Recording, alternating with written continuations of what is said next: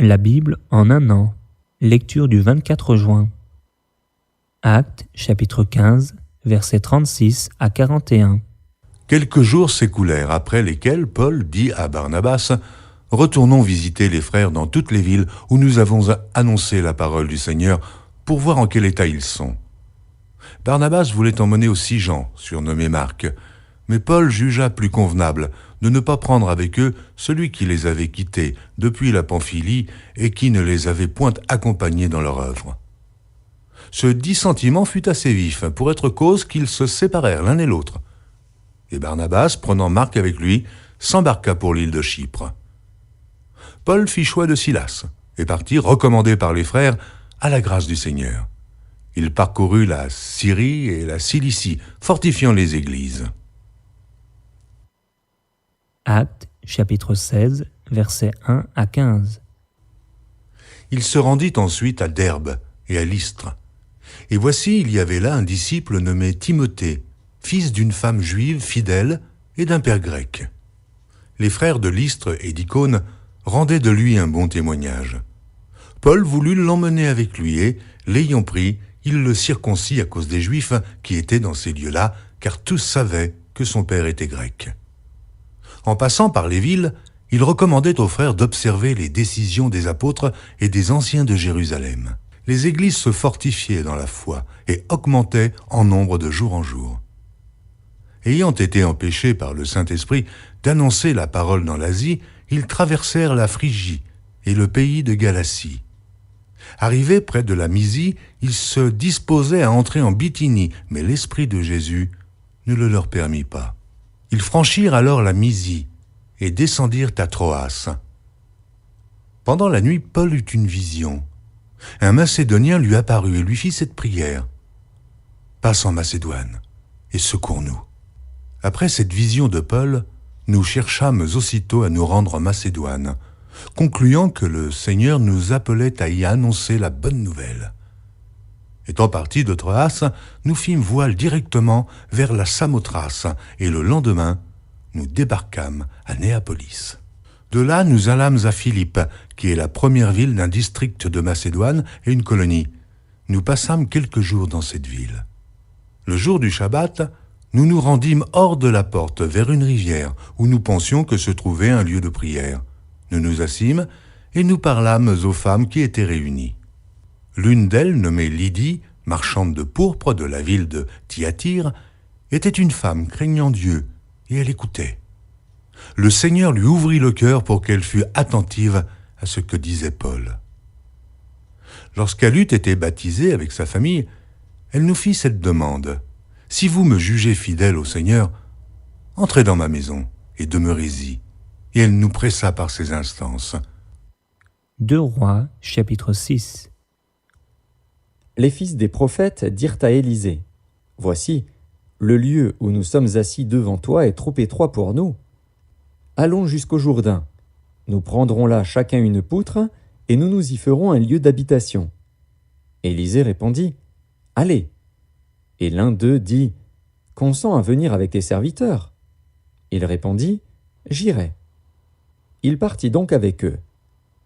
Arrivés au Jourdain, ils coupèrent du bois. Et comme l'un d'eux abattait une poutre, le fer tomba dans l'eau. Il s'écria, « Ah, mon Seigneur, il était emprunté !» L'homme de Dieu dit, « Où est-il tombé ?» Et il lui montra la place. Alors Élisée coupa un morceau de bois, le jeta à la même place et fit surnager le fer. Puis il dit, « Enlève-le !» Et il avança la main et le prit. Le roi de Syrie était en guerre avec Israël, et, dans un conseil qu'il tint avec ses serviteurs, il dit, « Mon camp sera dans un tel lieu. » Mais l'homme de Dieu fit dire au roi d'Israël, « Garde-toi de passer dans ce lieu, car les Syriens y descendent. » Et le roi d'Israël envoya des gens pour s'y tenir en observation, vers le lieu que lui avait mentionné et signalé l'homme de Dieu. Cela arriva non pas une fois ni 2 fois. Le roi de Syrie en eut le cœur agité. Il appela ses serviteurs et leur dit, « Ne voulez-vous pas me déclarer lequel de nous est pour le roi d'Israël » L'un de ses serviteurs répondit, « Personne. Ô roi mon seigneur !» Mais Élisée, le prophète, qui est en Israël, rapporte au roi d'Israël les paroles que tu prononces dans ta chambre à coucher. Et le roi dit, « Allez et voyez où il est, et je le ferai prendre. » On vint lui dire, « Voici, il est à Dothan. » Il y envoya des chevaux, des chars et une forte troupe qui arrivèrent de nuit et qui enveloppèrent la ville. Le serviteur de l'homme de Dieu se leva de bon matin et sortit. Et voici, une troupe entourait la ville avec des chevaux et des chars. Et le serviteur dit à l'homme de Dieu, « Ah, mon Seigneur, comment ferons-nous » Il répondit, « Ne crains point, car ceux qui sont avec nous sont en plus grand nombre que ceux qui sont avec eux. » Élisée pria et dit, « Éternel, ouvre ses yeux pour qu'il voie. » Et l'Éternel ouvrit les yeux du serviteur, qui vit la montagne pleine de chevaux et de chars de feu autour d'Élisée. Les Syriens descendirent vers Élisée. Il adressa alors cette prière à l'Éternel. « Daigne frapper d'aveuglement cette nation. » Et l'Éternel les frappa d'aveuglement, selon la parole d'Élisée. Élisée leur dit, « Ce n'est pas ici le chemin, et ce n'est pas ici la ville. Suivez-moi, et je vous conduirai vers l'homme que vous cherchez. » Et il les conduisit à Samarie. Lorsqu'ils furent entrés dans Samarie, Élisée dit, « Éternel, ouvre les yeux de ces gens pour qu'ils voient. » Et l'Éternel ouvrit leurs yeux, et ils virent qu'ils étaient au milieu de Samarie. Le roi d'Israël, en les voyant, dit à Élisée, « Frapperai-je, mon père ?» « Tu ne frapperas point, répondit Élisée. « Est-ce que tu frappes ceux que tu fais prisonniers avec ton épée et avec ton arc ? Donne-leur du pain et de l'eau, afin qu'ils mangent et boivent, et qu'ils s'en aillent ensuite vers leur maître. » Le roi d'Israël leur fit servir un grand repas, et ils mangèrent et burent. Puis il les renvoya, et ils s'en allèrent vers leur maître. Et les troupes des Syriens ne revinrent plus sur le territoire d'Israël.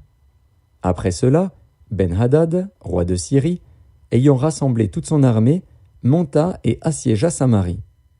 Il y eut une grande famine dans Samarie, et ils la serrèrent tellement qu'une tête d'âne valait 80 cycles d'argent, et le quart d'un câble de fiente de pigeon 5 cycles d'argent. Et comme le roi passait sur la muraille, une femme lui cria, « Sauve-moi, ô roi, mon Seigneur !» Il répondit, « Si l'Éternel ne te sauve pas, avec quoi te sauverai-je ? Avec le produit de l'air ou du pressoir ?» Et le roi lui dit, « Qu'as-tu » Elle répondit, « Cette femme-là m'a dit, « Donne ton fils, nous le mangerons aujourd'hui, et demain nous mangerons mon fils. » Nous avons fait cuire mon fils, et nous l'avons mangé. Et le jour suivant, je lui ai dit, « Donne ton fils, et nous le mangerons. » Mais elle a caché son fils. Lorsque le roi entendit les paroles de cette femme, il déchira ses vêtements, en passant sur la muraille. Et le peuple vit qu'il avait en dedans un sac sur son corps. Le roi dit, « Que Dieu me punisse dans toute sa rigueur, si la tête d'Élisée, fils de Shaphat, reste aujourd'hui sur lui. » Or Élisée était dans sa maison, et les anciens étaient assis auprès de lui. Le roi envoya quelqu'un devant lui. Mais avant que le messager soit arrivé, Élisée dit aux anciens, « Voyez-vous que ce fils d'assassin envoie quelqu'un pour m'ôter la tête ? Écoutez, quand le messager viendra, fermez la porte et repoussez-le avec la porte. Le bruit des pas de son maître ne se fait-il pas entendre derrière lui ?» Il leur parlait encore, et déjà le messager était descendu vers lui et disait, « Voici, ce mal vient de l'Éternel. Qu'ai-je à espérer encore de l'Éternel ?» 2 Rois, chapitre 7. Élisée dit, « Écoutez la parole de l'Éternel. Ainsi parle l'Éternel, demain, à 7 heures, on aura une mesure de fleur de farine pour 1 cycle et 2 mesures d'orge pour 1 cycle à la porte de Samarie. » L'officier sur la main duquel s'appuyait le roi répondit à l'homme de Dieu, « Quand l'Éternel ferait des fenêtres au ciel, pareille chose arriverait-elle » Et Élisée dit, « Tu le verras de tes yeux, mais tu n'en mangeras point. » Il y avait à l'entrée de la porte 4 lépreux, qui se dirent l'un à l'autre, « Quoi ?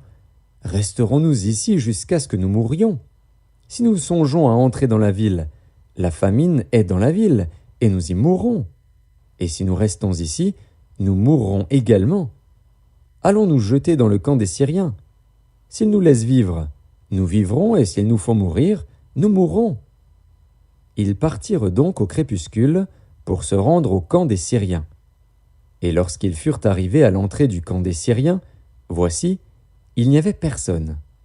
Le Seigneur avait fait entendre dans le camp des Syriens un bruit de chars et un bruit de chevaux, le bruit d'une grande armée, et ils s'étaient dit l'un à l'autre, « Voici, le roi d'Israël a pris à sa solde contre nous les rois des Hétiens et les rois des Égyptiens pour venir nous attaquer. » Et ils se levèrent et prirent la fuite au crépuscule, abandonnant leurs tentes, leurs chevaux et leurs ânes, le camp tel qu'il était, et ils s'enfuirent pour sauver leur vie. Les lépreux, étant arrivés à l'entrée du camp, pénétrèrent dans une tente, mangèrent et burent, et en emportèrent de l'argent, de l'or et des vêtements qu'ils allèrent cacher. Ils revinrent, pénétrèrent dans une autre tente, et en emportèrent des objets qu'ils allèrent cacher. Puis ils se dirent l'un à l'autre, « Nous n'agissons pas bien. Cette journée est une journée de bonnes nouvelles. Si nous gardons le silence et si nous attendons jusqu'à la lumière du matin, le châtiment nous atteindra. Venez maintenant et allons informer la maison du roi. » Ils partirent et ils appelèrent les gardes de la porte de la ville auxquels ils firent ce rapport. « Nous sommes entrés dans le camp des Syriens et voici, il n'y a personne. On n'y entend aucune voix d'homme. Il n'y a que des chevaux attachés et des ânes attachés et les tentes comme elles étaient. » Les gardes de la porte crièrent, et ils transmirent ce rapport à l'intérieur de la maison du roi. Le roi se leva de nuit, et il dit à ses serviteurs, « Je veux vous communiquer ce que nous font les Syriens. Comme ils savent que nous sommes affamés, ils ont quitté le camp pour se cacher dans les champs, et ils se sont dit, « Quand ils sortiront de la ville, nous les saisirons vivants, et nous entrerons dans la ville. » L'un des serviteurs du roi répondit, « Que l'on prenne 5 des chevaux qui restent encore dans la ville, ils sont comme toute la multitude d'Israël qui est restée, ils sont comme toute la multitude d'Israël qui dépérit, et envoyons voir ce qui se passe. » On prit 2 chars avec les chevaux, et le roi envoya des messagers sur les traces de l'armée des Syriens, en disant, « Allez et voyez. » Ils allèrent après eux jusqu'au Jourdain. Et voici, toute la route était pleine de vêtements et d'objets que les Syriens avaient jetés dans leur précipitation. Les messagers revinrent et le rapportèrent au roi. Le peuple sortit et pilla le camp des Syriens. Et l'on eut une mesure de fleur de farine pour 1 sicle et 2 mesures d'orge pour 1 sicle, selon la parole de l'Éternel. Le roi avait remis la garde de la porte à l'officier sur la main duquel il s'appuyait, mais cet officier fut écrasé à la porte par le peuple et il mourut, selon la parole qu'avait prononcée l'homme de Dieu quand le roi était descendu vers lui. L'homme de Dieu avait dit alors au roi, « On aura 2 mesures d'orge pour 1 sicle et 1 mesure de fleur de farine pour 1 sicle, demain, à 7 heures, à la porte de Samarie. » Et l'officier avait répondu à l'homme de Dieu, « Quand l'Éternel ferait des fenêtres au ciel, pareille chose arriverait-elle » Et Élisée avait dit, « Tu le verras de tes yeux, mais tu n'en mangeras point. » C'est en effet ce qui lui arriva. Il fut écrasé à la porte par le peuple, et il mourut. Psaume chapitre 142. De ma voix je crie à l'Éternel, de ma voix j'implore l'Éternel. Je répands ma plainte devant lui, je lui raconte ma détresse. Quand mon esprit est abattu au-dedans de moi, toi, tu connais mon sentier. Sur la route où je marche, ils m'ont tendu un piège.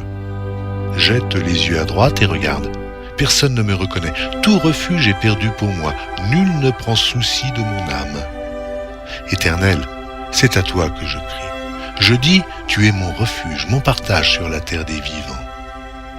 Sois attentif à mes cris, car je suis bien malheureux. Délivre-moi de ceux qui me poursuivent, car ils sont plus forts que moi. Tire mon âme de sa prison, afin que je célèbre ton nom. Les justes viendront m'entourer, quand tu m'auras fait du bien. Proverbes, chapitre 17, versets 24 et 25. La sagesse est en face de l'homme intelligent, mais les yeux de l'insensé sont à l'extrémité de la terre. Un fils insensé fait le chagrin de son père, et l'amertume de celle qui l'a enfanté.